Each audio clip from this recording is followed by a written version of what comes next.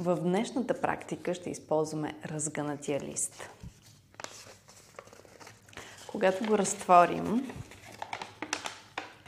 нека да отделим време, да положим ръка и да прочетем всяко едно от нещата, които сме написали. Всяко едно от нещата, които ни разгръщат. И да се опитаме къде го чувстваме в тялото си и силата, която носи това твърдение за нас.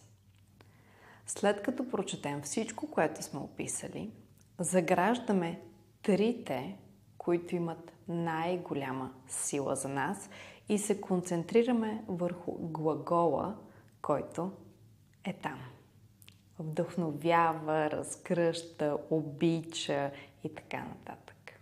Добре, прочитаме целия лист, усещаме, заграждаме три от нещата, които имат най-голяма сила за нас и може ли да се опитаме наистина да усетим, а не да използваме мисловния процес, какво има сила за нас, а какво усещам, че тялото ми вибрира, когато го чета, че наистина има заряд.